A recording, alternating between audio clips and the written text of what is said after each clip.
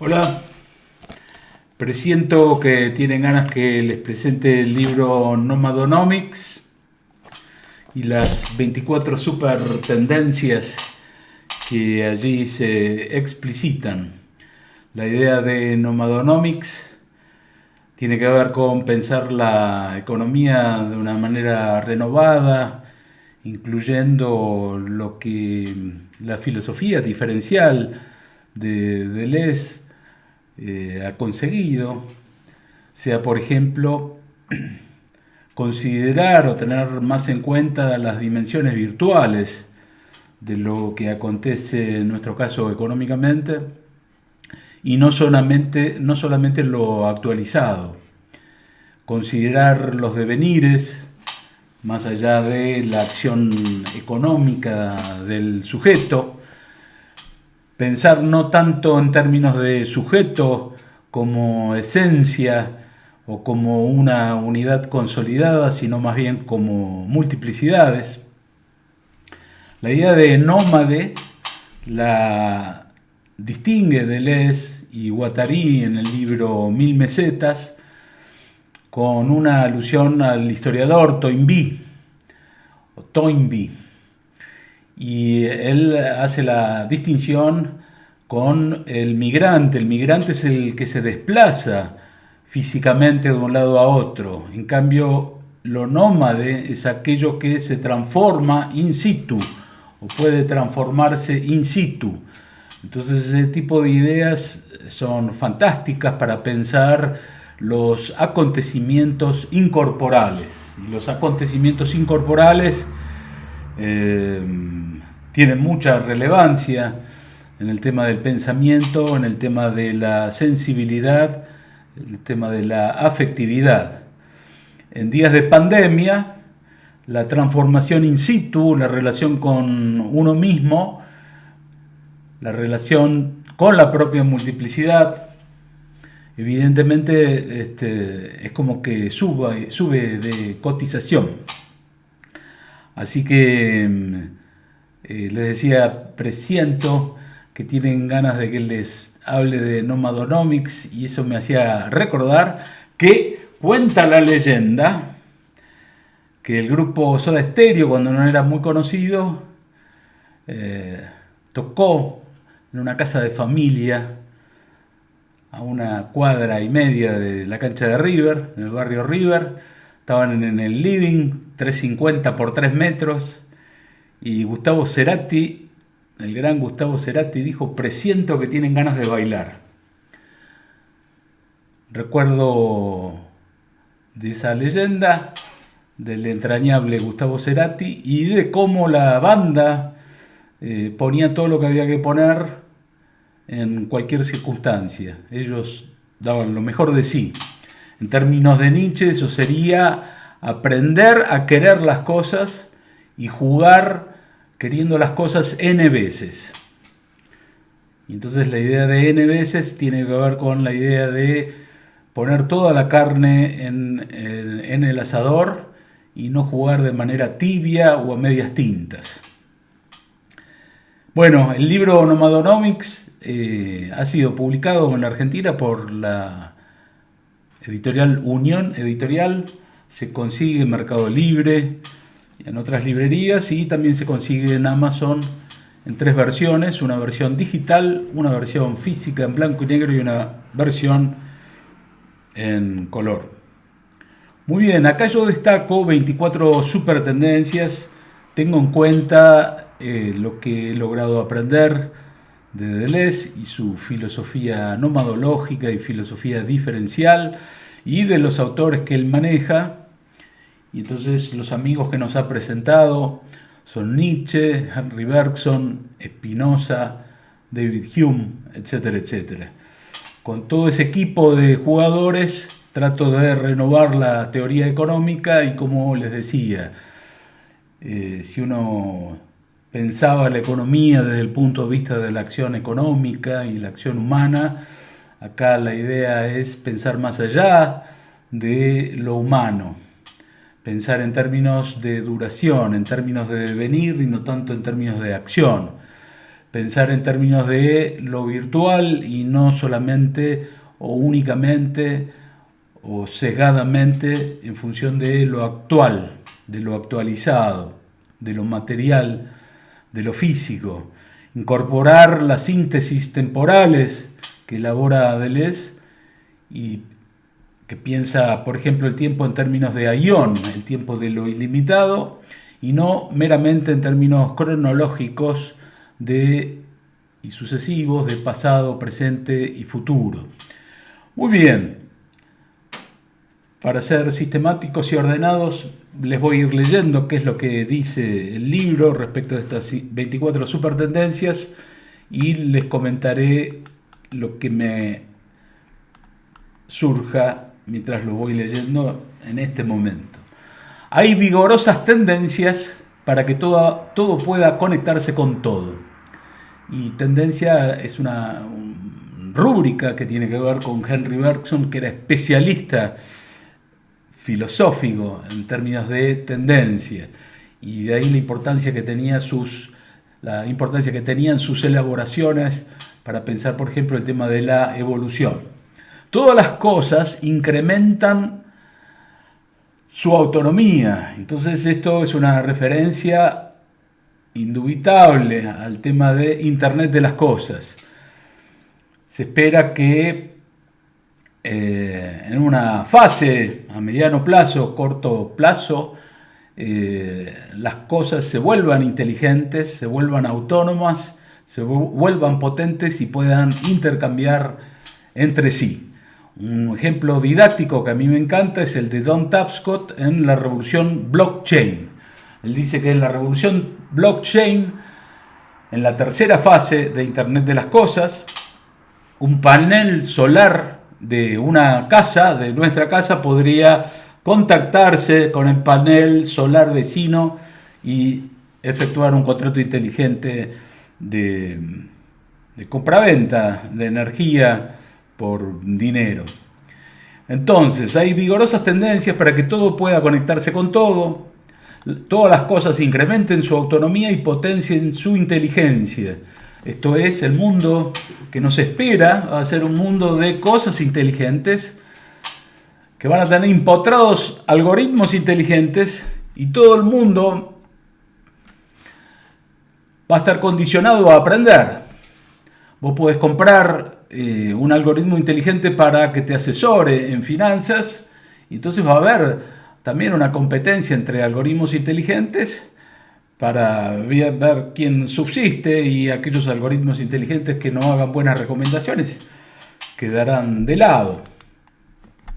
Entonces, todas las cosas incrementen su autonomía y potencien su inteligencia y su capacidad afectiva. Usualmente se piensa los algoritmos inteligentes en relación a lo intelectual.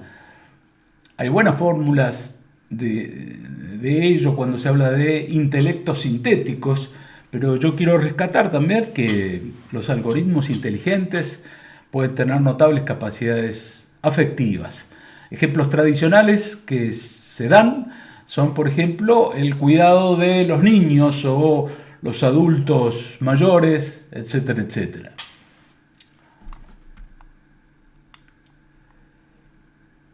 Lo que probablemente advenga es mucho más amplio y exuberante que lo que se suele estimar. Es decir, se plantea la importancia de Internet de las cosas y que las cosas se vuelvan inteligentes, etcétera, etcétera. A mí me parece que hay que ser más rotundo, y lo que escribo ahí en ese libro es todo enunciado o gesto vital, humano y no humano, podrá relacionarse con todo lo demás, multiplicando e impulsando una potenciación inédita a cada segundo que pase.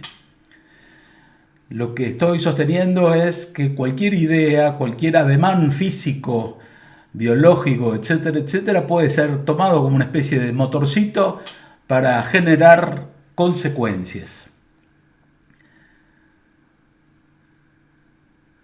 Eso me hace acordar que Ortega planteaba los principios no como una cuestión de origen, sino como para pensarlos en términos de aquello que genera consecuencias. Entonces imagínense que ustedes escriben algo y ahí adentro hay una especie de idea. Los algoritmos inteligentes pueden tomar esa idea, combinarla con las bases de datos que hay, de información, etcétera, etcétera, y hacer de tu idea una especie de proyectil. Hay ejemplos notables. Hay algoritmos inteligentes que completan sinfonías inacabadas de Schubert. Entonces, no es disparatado lo que estoy sosteniendo. Hay algoritmos inteligentes de gente de Argentina que ha desarrollado un programa que compone letras de Spinetta. Bueno, no estoy diciendo que las soluciones sean perfectas, ni que puedan reemplazar los originales o las fuentes de emanación original. Quién sabe sí, pero el hecho es que se viene una complementariedad absolutamente increíble. Entonces, siguiendo un lema que me gusta mucho, que es la filosofía de Deleuze y Guattari,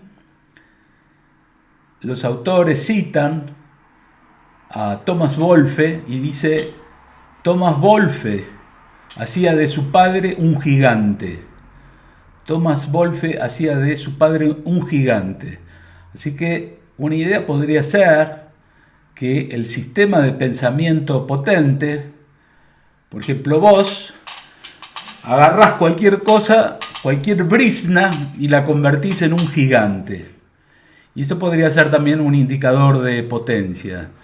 Y también para evaluar la potencia de un abogado respecto de cualquier término, respecto de cualquier proposición, respecto de cualquier ideita, la vuelven algo potente, grandioso, un gigante. Muy bien. Internet de las cosas sí, pero el asunto va más allá. La potencia algorítmica podrá tratar toda idea como un brote para ser expandido con vocación infinita e ilimitada. Entonces, lo de lo infinito tiene que ver con una expansión sin fin.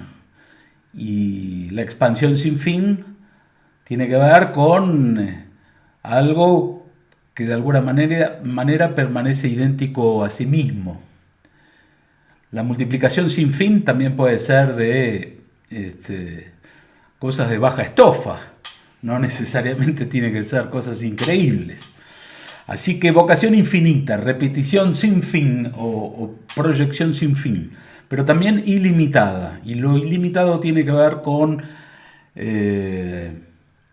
multiplicidades y con cosas que no las podés cifrar en términos de esencia o delimitar por fronteras o límites, etcétera, etcétera. Así que por eso hablo de expansión con vocación infinita e ilimitada.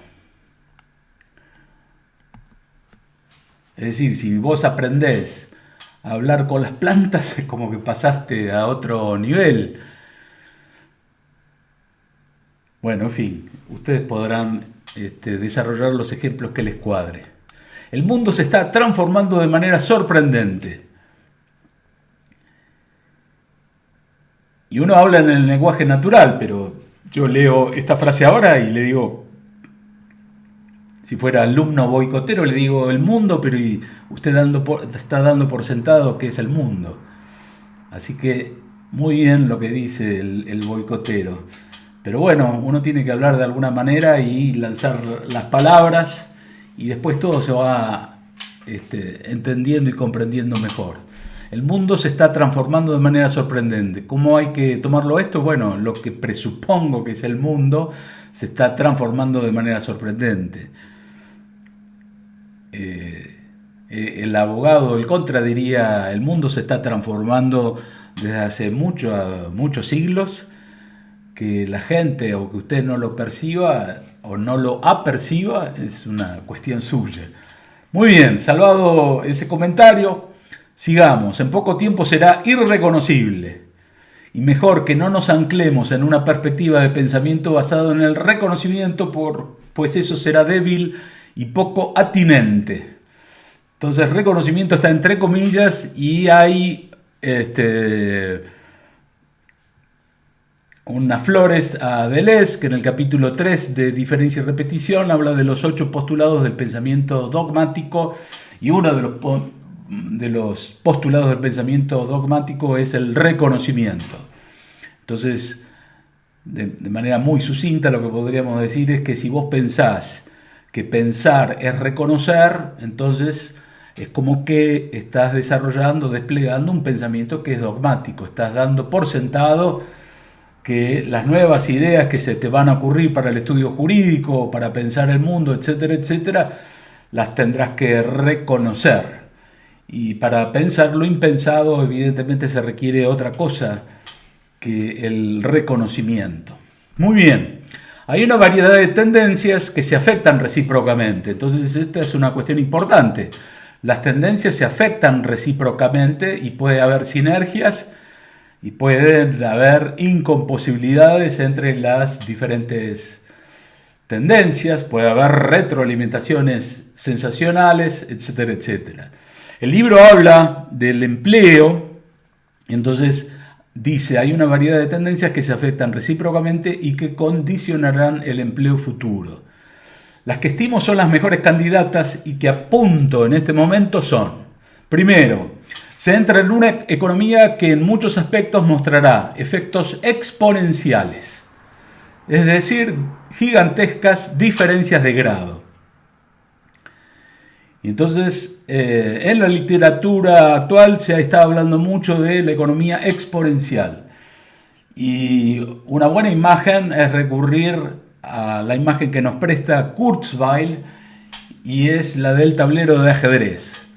Cuenta la leyenda que había un mago hindú, un brujo, en fin, se puede contar de diferentes maneras, o un inventor, y le acercó a un rey el invento del ajedrez. El rey quedó maravillado, le dijo: ¿cómo te puedo compensar? Y el tipo le dijo: no, nada. No, yo te quiero compensar, no tengas miedo, pedime lo que quieras. Humildemente dijo el mago, el inventor. Como saben, detesto la palabra humildemente, el término humildemente.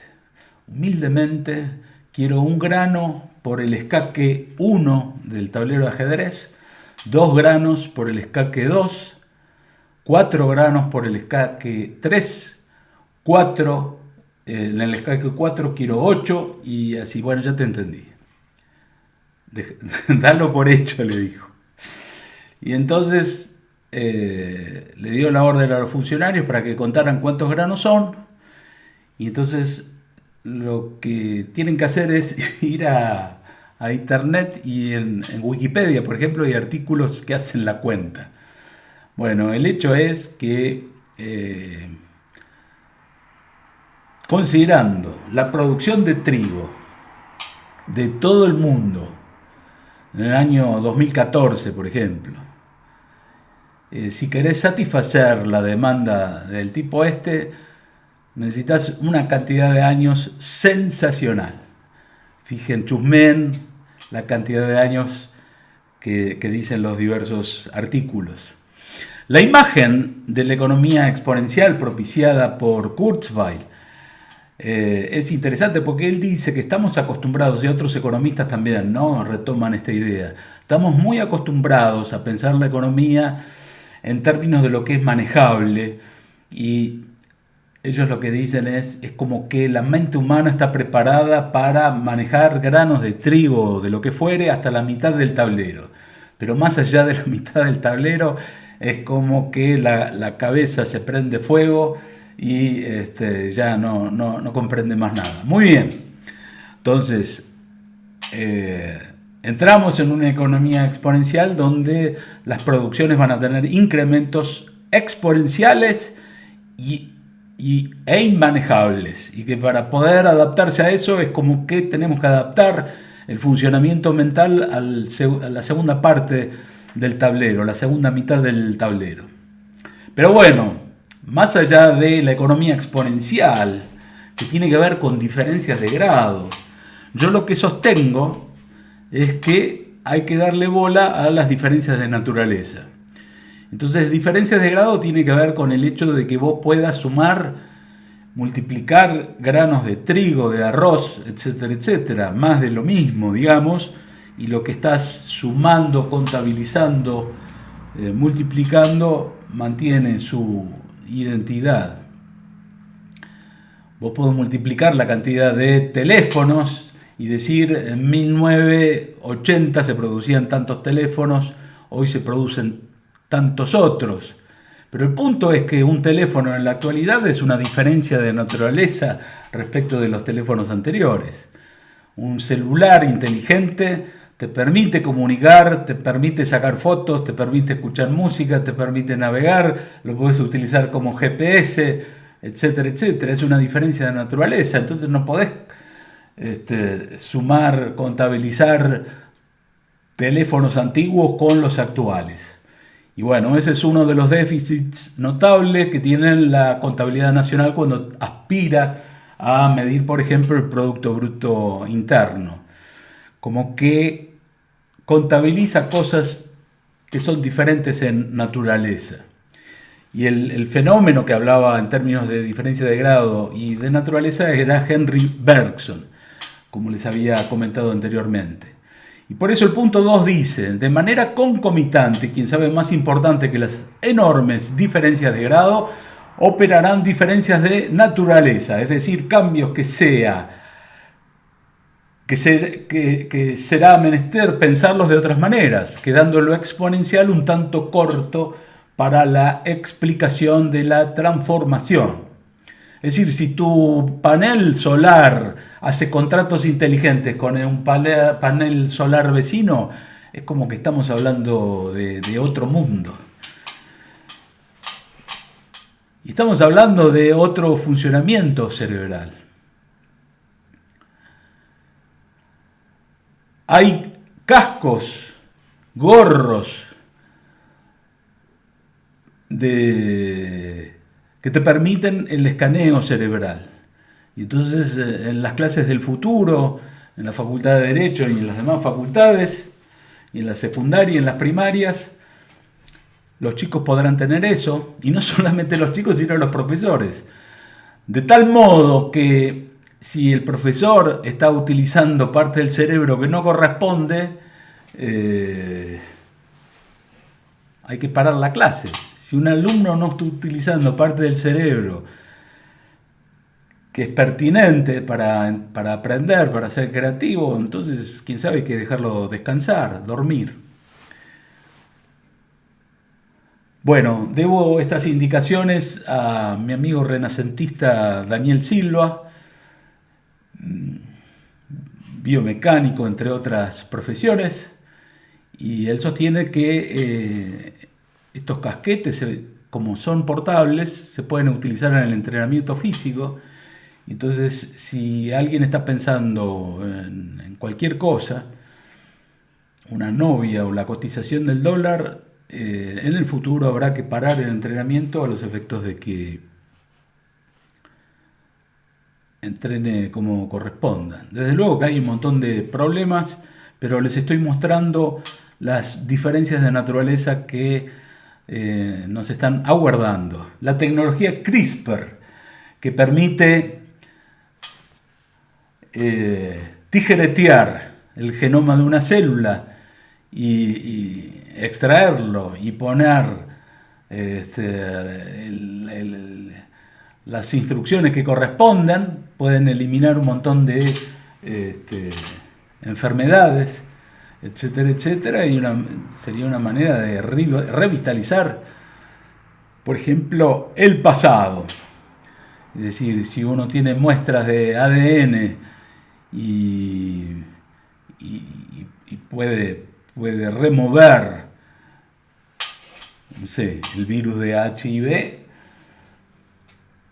se podrían desarrollar un montón de de agenciamientos biológicos más potentes y eliminar enfermedades, etcétera, etcétera. Muy bien, lo que estamos charlando tiene que ver con: entramos en una economía exponencial con diferencias de grado sensacionales.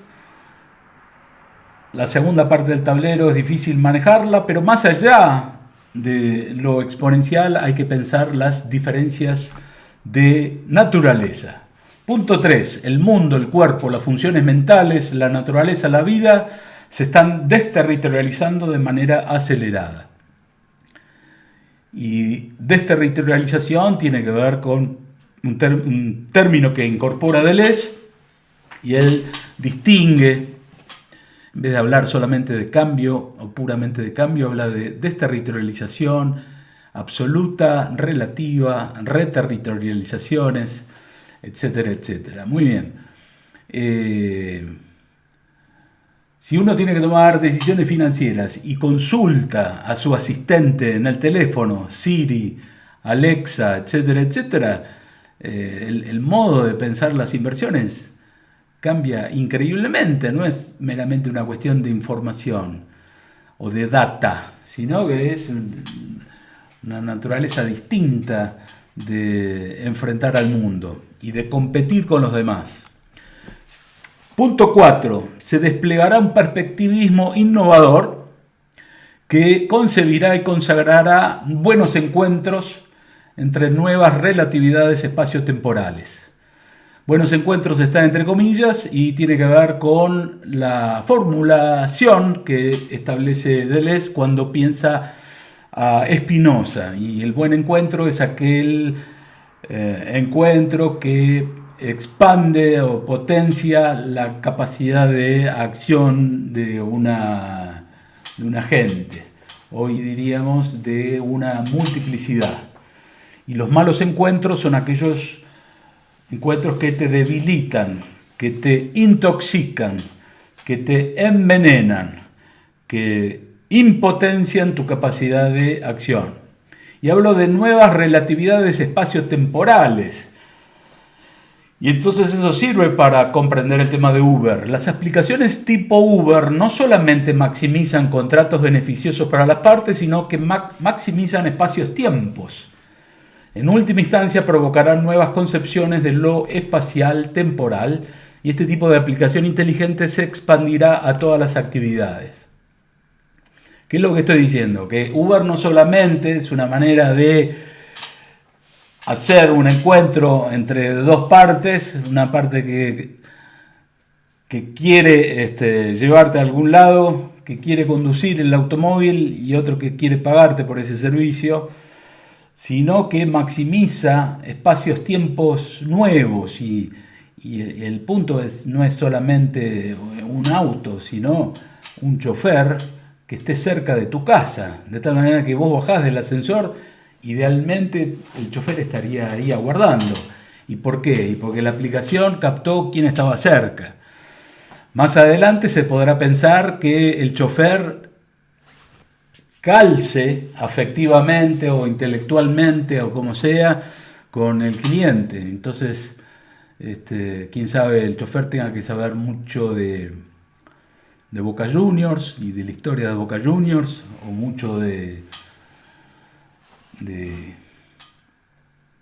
heavy metal o de salsa, en fin, o de derecho penal alemán. Muy bien, punto 5. Cobra más gravitación el despliegue y resolución de lo económico, entre comillas, y lo social, entre comillas, en términos de tiempo. Y entonces, entre paréntesis, pongo aion y cronos. Entonces, aion tiene que ver con el tiempo ilimitado y cronos con el tiempo sucesivo cronológico. Esto es congruente con el planteo de Henry Bergson de pensar los problemas más en términos de tiempo, entre paréntesis duración, que en términos de espacio. En el libro El Bergsonismo, que escribió Deleuze sobre Bergson, él plantea justamente eso, que la intuición era el método pertinente de la filosofía, un método riguroso y con mucha precisión, y que una de las indicaciones de Bergson para potenciarse era pensar las cosas en términos de duración y no meramente en términos de espacio. Así que si seguimos a Bergson y a Deleuze y lo aplicamos a la economía, habría que pensar los problemas más en términos de duración que en función de lo espacio-temporal tradicional. 6. Toda operación humana tenderá a ser capitalizada. Todo intercambio no valdrá solo unitariamente, sino que valdrá más que uno en tanto que capitalizado en el sistema. Una compra-venta de un bien o una lectura de un libro beneficia a las partes involucradas, pero además despliega un montón de consecuencias que son puestas a trabajar en el sistema, afectando a todas las demás. Sea en términos de reputación por la calificación recíproca, por acumular más transacciones que quedan como antecedente, por los comentarios sobre la fiabilidad del producto, etcétera, etcétera, etcétera. Entonces este es un punto que yo considero relevante, muy importante. Toda operación humana tenderá a ser capitalizada y no vale solamente por esa operación. Vos haces una operación y si se produjo un buen encuentro y las dos partes están satisfechas, se califican mutuamente de manera positiva, pero el hecho es que se engrosa la base de datos mundial y entonces Mercado Libre, Amazon, eBay, etcétera, etcétera, te podrán recomendar nuevas cosas en función de la operación que se ha efectuado. A su vez, como que se va acumulando los puntos que hacen a tu reputación. Entonces un vendedor en Mercado Libre tiene 10.000 ventas positivas y 0 negativas. Entonces se genera un sistema de exclusión importante. Y dirán, el abogado, el boicotero dirá, pero está mal excluir. No, si un tipo tiene 4% de calificaciones negativas, significa que se dedica a estafar a las personas y entonces está bueno sacárselo de encima y que la gente no contrate con esa persona. En la economía pre-digital, uno entraba en un negocio y no sabía prácticamente nada del vendedor, ni viceversa. Y ahora todo eso va por otros carriles. Así que se produce una operación y eso es capitalizado dentro del sistema. Alguien ve una película de Netflix y se van juntando los que ven las películas de Netflix y Netflix dice, bueno, vamos a hacer más capítulos, extendemos una temporada más esta serie. En el libro de Harari, 21 lecciones para el siglo XXI, Harari sostiene que los algoritmos inteligentes podrán chequear qué partes de la película o del capítulo te han interesado. Si vos das autorización para que el algoritmo inteligente registre tu rostridad, por ejemplo, entonces te reís en determinada secuencia, la información consiste en, bueno, le tenemos que meter pata a este actor y a este guión porque anda bien. Y si no pasa nada y la gente cuando actúa ese actor se borra y deja de ver la película, es una señal para que, bueno, se le busque otro empleo a ese actor porque en esa serie al menos no funciona. Así que toda actuación va a ser capitalizada, propulsada. Entonces escuchás algo de Metallica y te dice, usted compró tal o escuchó tal disco de Metallica. Le recomiendo Primal Fear, o le recomiendo Accept, o le recomiendo Judas Priest. En fin, el punto es que uno puede aprender de todas esas recomendaciones y si te gusta determinado estilo de música, es probable que tengas más chance de encontrar cosas que se avengan contigo que si te pones a estudiar y evaluar solito todo lo que hay. ¿Te gusta la pintura abstracta? Y Wikipedia te dice. Es más, hay un montón de artículos ahora, en YouTube también, etcétera, etcétera, que te dicen a quiénes se parece, por ejemplo, la música de tal banda. Entonces te dan 2 o 3 ejemplos. En el futuro te gusta la pintura abstracta y te dice, bueno, el que cultiva este estilo es tal por cual. Entonces es una economización de tiempo formidable. Punto 7. Se robustecerá la economía de puntos, sea por ejemplo a través del crecimiento de variadas monedas virtuales, créditos o puntos, a los efectos de estimular el consumo ahorro inversión, la fidelidad de los clientes, la inserción de publicidad ubicua y personalizada, el despliegue de promociones y descuentos, el incentivar al cliente con una respuesta integral a sus deseos, sea por ejemplo incluyendo un servicio de delivery gratis, y ilusionar las voraces pretensiones fiscales de los agenciamientos estatalistas. Las recompensas en función de puntos funcionarán de manera endógena a los diferentes sistemas, reviviendo un estilo trueque, y buscarán que los comportamientos económicos no queden exteriorizados en precios monetarios atacables fiscalmente. Muy bien, ¿qué es lo que dice eso? Que más allá de la economía monetaria posiblemente se insuflen tendencias que tengan que ver con una economía de puntos. Entonces todas las compañías, tu estudio jurídico considerará puntos, y los clientes que consigan muchos puntos, quién sabe, tengan gratis determinados servicios, determinadas diligencias, etcétera, etcétera.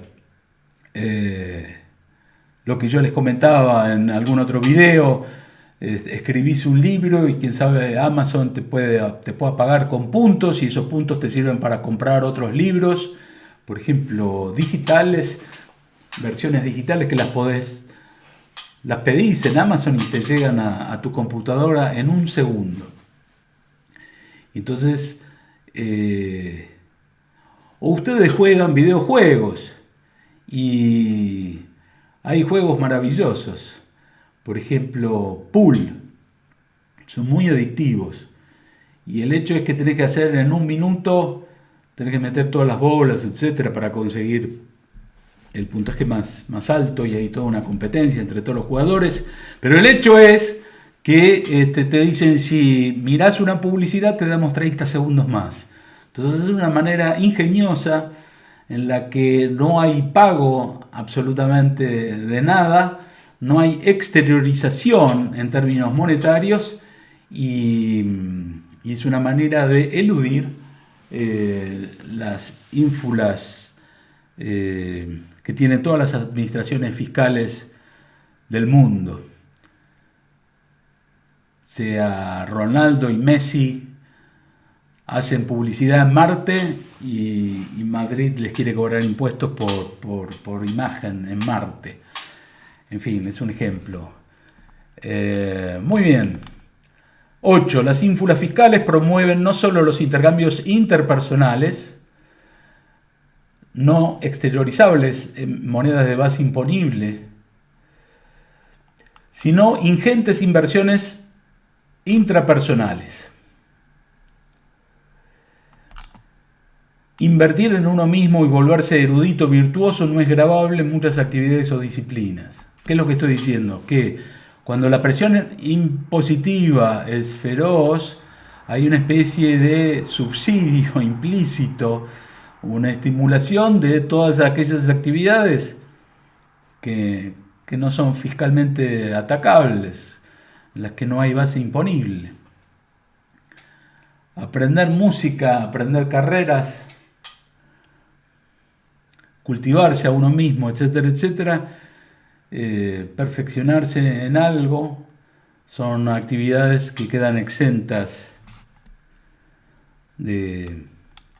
tributariamente hablando. 9. Todo tiende a conectarse con todo y de esperar una reactivación de todo el pasado humano. no solo el pasado que fue presente alguna vez, sino todo el pasado insistente y subsistente que fue real a nivel virtual, pero no presente a nivel actual. Estas son ideas muy poderosas, tienen que ver con la filosofía del tiempo que introduce Henry Bergson, también su sobrino Proust, y todas las síntesis temporales que hace Deleuze. Deleuze tiene 3 síntesis temporales. La primera síntesis del tiempo está basada en David Hume, la segunda en Henry Bergson y la tercera, la del futuro, en Nietzsche. Y él habla de que a nivel de realidad deberíamos considerar una realidad existente y que tiene que ver con la realidad tradicional, física, material, tangible, lo visible. Pero hay también otros niveles de realidad que son no existentes, sino subsistentes e insistentes. Y en el lenguaje de él serían individuaciones que no proceden por las individuaciones típicas de lo actual, individuaciones, quién sabe, identitarias o individuaciones que tiene que ver con lo material, lo tangible, lo físico. Y entonces yo les estaba dando un ejemplo antes de la tecnología CRISPR y el hecho es que vos podés tijeretear el genoma de una célula, remover las instrucciones genéticas que anden mal y poner las que correspondan. Eso sería una manera de reactivar el pasado. En el caso de Proust, el ejemplo notable y famoso es el ejemplo de el té y la Magdalena, que le hace al protagonista vivir un esplendor de un tiempo que nunca había ocurrido. Es decir, hay ciertos elementos sonoros, musicales, aromas que te transportan al pasado y te hacen vivir el pasado de una manera increíble, como si hubiera ocurrido hace 3 minutos. Pero además, en busca del tiempo perdido, lo que implica es una exploración de todo ese tiempo perdido en el sentido de no haber sido apercibido y no haber sido de alguna manera presente. Entonces empezás a rescatar cosas que estuvieron ahí y que nunca fueron presentes. Así que esto es una idea fantástica y la teoría económica va a quedar muy engrosada cuando se le empiece a dar bola a este tipo de ideas. 10. Se excita la producción de una normatividad fluente, una especie de normactividad que banca y facilita la conexión de flujos heterogéneos a velocidad de la luz.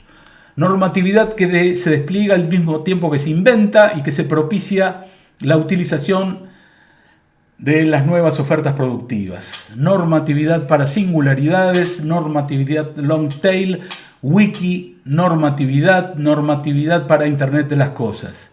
Acá lo que estoy pensando en normatividad fluente es la idea de que en un futuro cercano de alta velocidad y transformación las normas deban ser inventadas al mismo tiempo que se juega, al mismo tiempo que se inventan los bienes.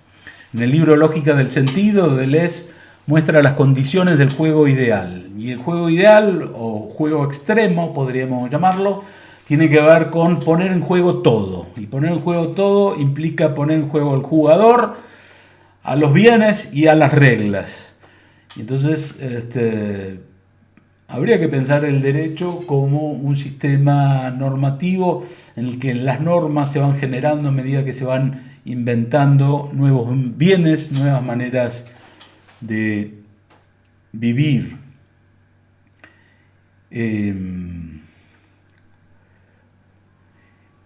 Entonces, normatividad long tail tiene que ver con relacionar el derecho y la normatividad de un modo más amplio con el libro increíble de Chris Anderson, La economía de la larga cola.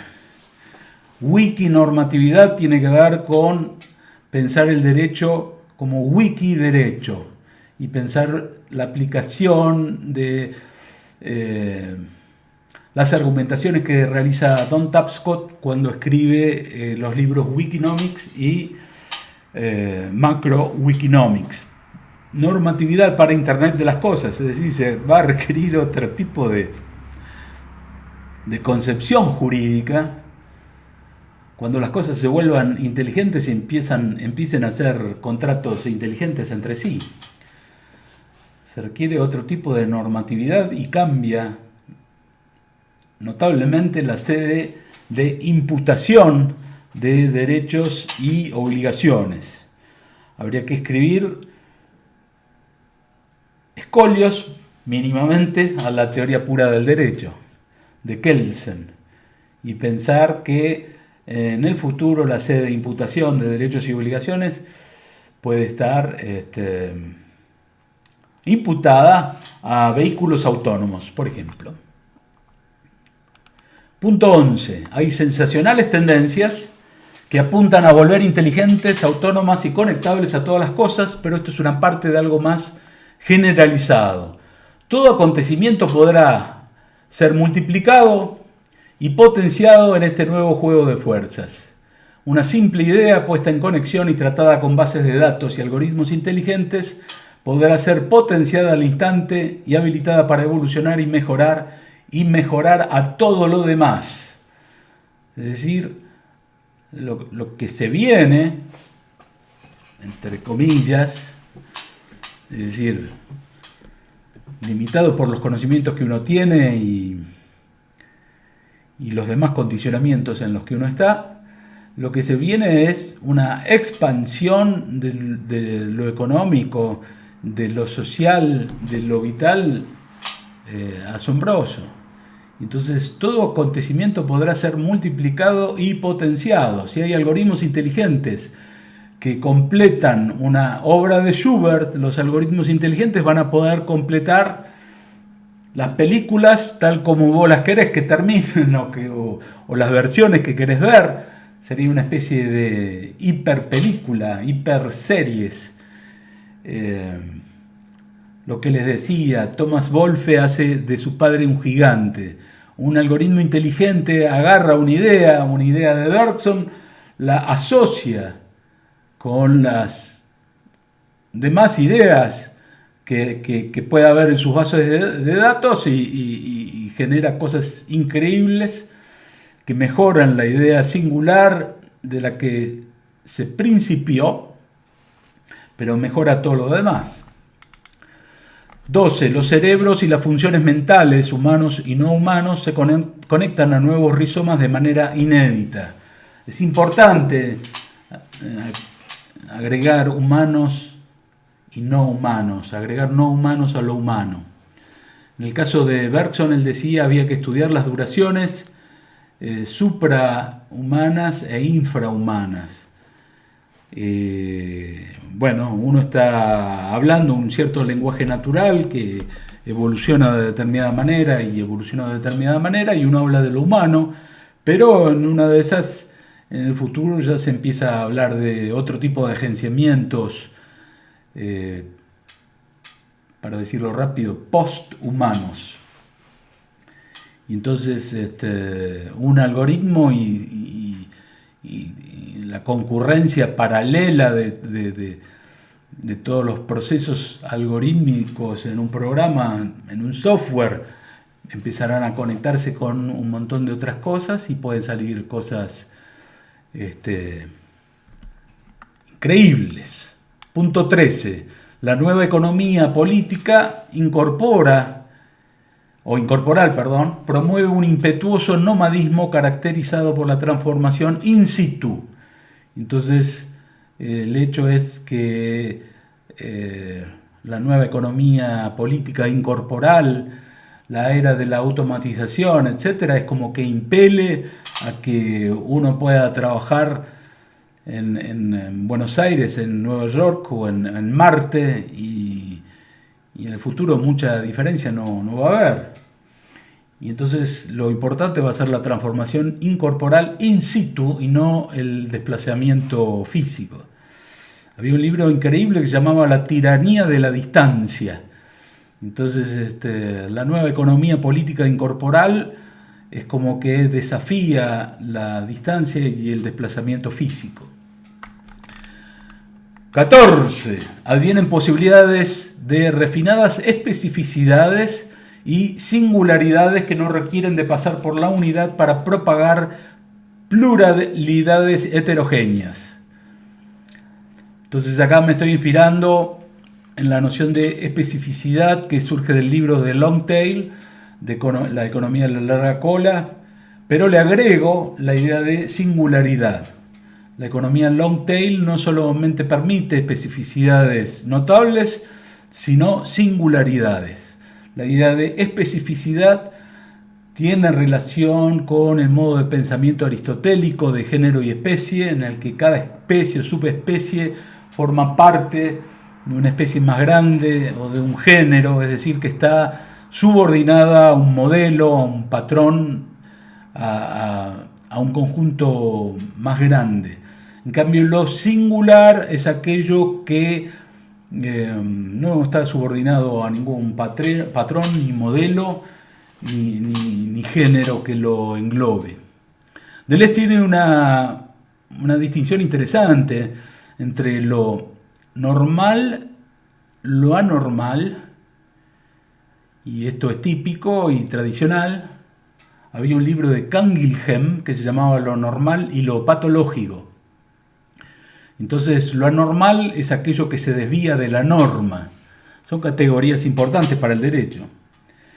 Pero él insufla la categoría de lo anormal. Lo anormal es lo excepcional, lo singular, lo fuera de serie, lo que no es subordinable a ningún patrón de normalidad o de anormalidad. Muy bien.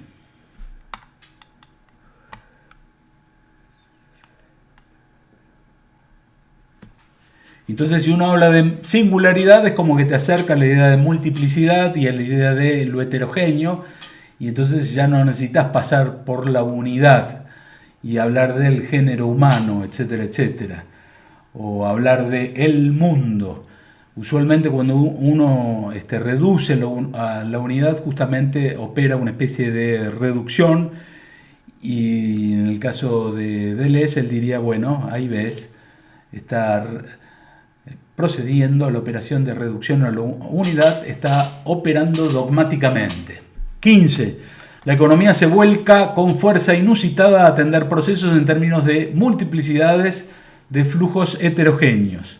Entonces, en vez de pensar en términos de unidades, pensar en términos de flujos heterogéneos.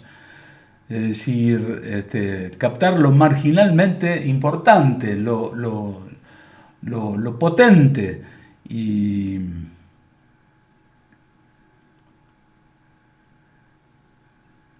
entonces podés aprender de Maradona, de cómo jugaba al fútbol, y relacionarte con esos flujos, con esas imágenes, y suspender sus otras alocuciones. Muy bien, las 16. Las tendencias de automatización son efectivamente una realidad actual y además en significativo aumento, pero quién sabe, para poner las cosas en proporciones sea útil figurarse un lema numérico, por ejemplo, 50 y 5.000. 50 y 5.000.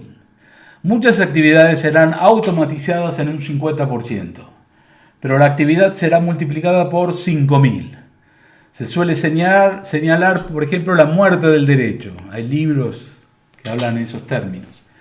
Y esto es cierto para las operaciones rutinarias, homogeneizables y estandarizables. Pero lo cierto es que la actividad se expandirá de manera inusitada como consecuencia de las nuevas y necesarias soluciones respecto de lo que sea derecho, propiedad, persona, etc. y de cómo solucionar las ingentes tensiones e incompatibilidades que advienen. Tensiones por el uso de exoesqueletos, por el uso indebido de la fuerza con exoesqueletos por la policía. Boxeadores que utilizan exoesqueletos y delincuentes que utilicen exoesqueletos. Problemas en las relaciones de pareja por uso de exoesqueletos. Choques de drones en el delivery de la pizza o de las vacunas. Interferencia de señales en la venta de energía de un panel solar a otro panel solar en Internet de las cosas. Realidad aumentada. Un chico está jugando al Pokémon y va caminando y no le da pelota a nada y lo pisa un tren.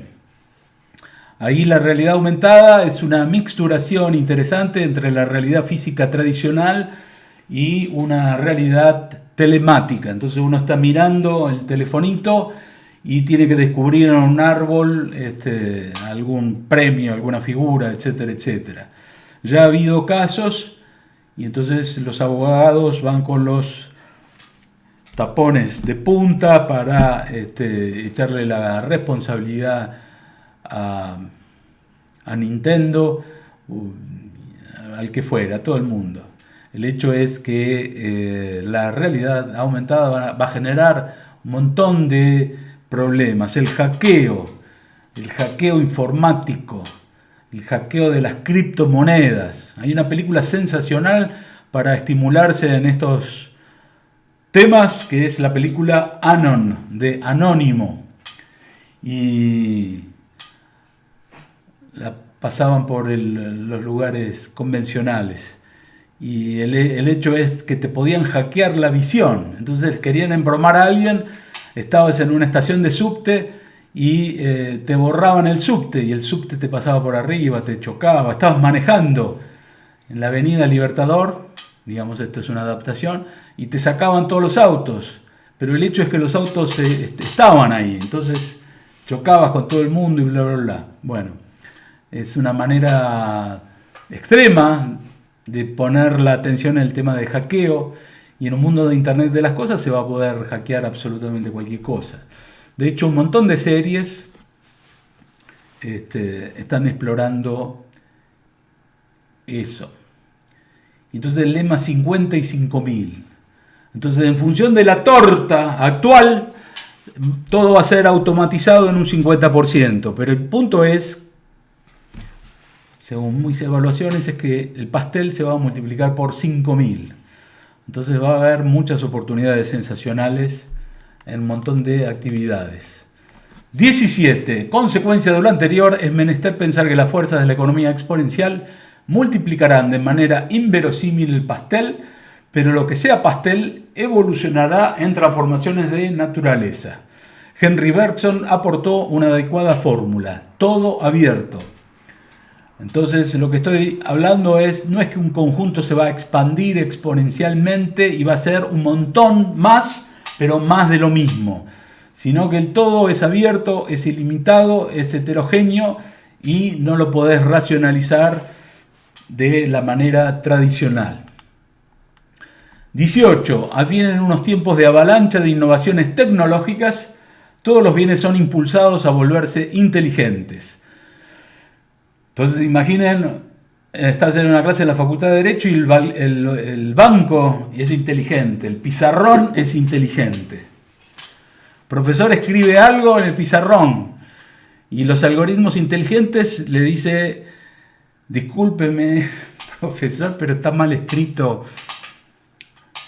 Bergson, está mal escrito Nietzsche, le falta una S. Muy bien. Esos serían arreglos medio salames. Pero ¿qué tal si escribís una idea en el pizarrón y el algoritmo inteligente te dice: ¿por qué no lo conectás con esta parte de la teoría de la relatividad de Einstein y fíjate que surge tal y tal cosa, tal y tal concepto? O estos temas de información, usted menciona la palabra información. ¿Usted leyó los libros de Gilbert Simondon y lo que dice respecto de información? ¿Por qué no relaciona el Gilbert Simondon con Hayek, por ejemplo? A ver qué queda. Y el algoritmo te dirá: humildemente ya lo hice y les propongo esta idea. Bueno, muy bien.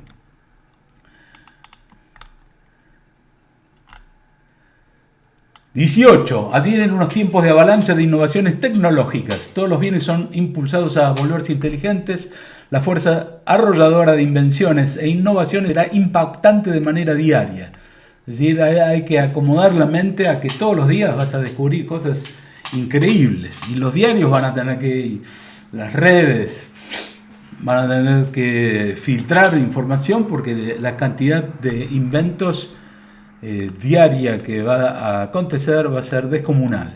19. Muchas de las funciones gubernamentales de gobernanza y de representación serán progresivamente sustituidas por agenciamientos inteligentes más eficaces, más eficientes, más consistentes, más amistosos, más comprensivos y empáticos, más elegidos, más usados voluntariamente. Y esto es una referencia cálida a los algoritmos inteligentes y el hecho que ya hay encuestas y mucha gente estaría chocha si en vez de los políticos actuales la representación estaría a cargo de los algoritmos inteligentes. Maybe la cosa sea más transparente, más equitativa, más ecuánime. En fin, no hay mucho que perder, dicen muchos. Los que quieran ver esto pueden ver en Black Mirror, hay un capítulo de un político que es un robot y bueno, hay varios ejemplos, pero el hecho es que hace poco se han efectuado encuestas en Europa y un gran porcentaje estaría dispuesto a ser gobernado por algoritmos inteligentes. La programación de los procesos de automatización, robotización y de algoritmos inteligentes con vocación de aprender y de expandirse inducirá una intensiva renovación de debate ético y metaético. Es decir, se viene una época dorada de la ética y la metaética, porque hay que programar un montón de cosas, hay que programar los vehículos inteligentes. El MIT desarrolla una máquina que lo llaman máquina de la moral y entonces hace encuestas a los participantes, alumnos, estudiosos sobre diferentes situaciones, diferentes dilemas éticos. Entonces, ¿cómo programás un vehículo autónomo? En un caso choca con el guardrail y en el otro mata a una perrita, una nena, una abuela, a la hija, etcétera, etcétera. Y entonces Harari retoma también este ejemplo y dice, ¿qué persona compraría un auto que estuviese dispuesto a tomar decisiones que afectaran al auto o que hicieran que te rasguñaras la uña? Y David Hume sostenía que no era loco pensar que los seres humanos prefiriesen que se acabara el mundo antes que se rasguñaran la uña. Muy bien, se viene una etapa notable en términos de debate ético y metaético. 21. Los robots y robotinas inteligentes serán una expresión visible del sistema, pero mucho de la inteligencia artificial operará más de manera no visible y no tan llamativa. Habrá de todo, pero también nuevas relaciones empáticas y afectivas con intelectos sintéticos. ¿Qué es lo que está diciendo este párrafo? Que puede ser que haya un montón de robots y robotinas con forma antropomórfica, pero en realidad va a haber capas de inteligencia y de intelecto sintético por todos lados y que serán invisibles. Por ejemplo, si una calle, una autopista se vuelve inteligente, eso uno no necesariamente lo va a poder receptar. Bueno, muy bien. Y todo el tema de robotinas inteligentes me hace acordar a Sophie, la robotina que en Arabia Saudita hace poco consiguió la ciudadanía legal. Así que fíjense la transformación de naturaleza que se viene, por ejemplo, en el derecho. 22. Operará una inercia maquínica de programaciones automatizadas que lucirán como desiertos de intervención humana. Entonces en el futuro, en una de esas, uno está caminando por la ciudad y hay un montón de programaciones automáticas increíbles. Y los seres humanos estarían ausentes o ya no podrías distinguir lo que sería un ser humano de carne y hueso. En la película Anon, que les comenté anteriormente, hay bastante de eso. Inercia de programaciones. En el mundo de las inversiones en la bolsa habrá un montón de algoritmos inteligentes que estén programando compras en función y órdenes de compra en función de determinados precios. Alcanza el precio y se dispara la orden de compra o la orden de venta. Entonces uno está compitiendo no meramente con otros seres humanos, con otras empresas, sino con programaciones de algoritmos inteligentes. Así que uno va a tener que asociarse con esos algoritmos inteligentes para poder invertir bien. Los activos de todo tipo, intensivos en algoritmos inteligentes conectados y que se potencian en el tiempo, serán ofertantes y demandantes de empleo y fuentes de ingreso para sus propietarios y o quienes estén legitimados para usufructuar de sus rendimientos. Entonces, en vez de las preocupaciones tradicionales acerca del empleo, lo que está diciendo este párrafo es, ojo, que no hay que tener en cuenta solamente que los algoritmos inteligentes propician una automatización de la economía y que van a propiciar terminar con un montón de empleos, al mismo tiempo van a propiciar nuevos empleos, pero el hecho es que los algoritmos inteligentes, desde mi punto de vista, van a ser ofertantes y demandantes de empleo. Entonces un algoritmo inteligente necesita algo, va y lo compra. ¿Cuál es el problema? Y el punto es que vos volvés a la noche a tu casa, si es que te moviste de tu casa, y ahí en tu balance te dice, hoy ganaste $112.000 porque vendimos tal y tal cosa, tales ideas, me las compró el algoritmo tal por cual. En fin. 24. La transición tendrá ribetes complicados en muchos aspectos, pero adviene una edad de oro para muchísimas actividades y disciplinas humanas. Entonces, en vez de pensar en términos deprimentes, de que todo se va al diablo, pensar que uno tiene que reordenarse porque va a haber un montón de actividades que no van a poder ser desarrolladas, porque los algoritmos inteligentes lo hacen mucho mejor.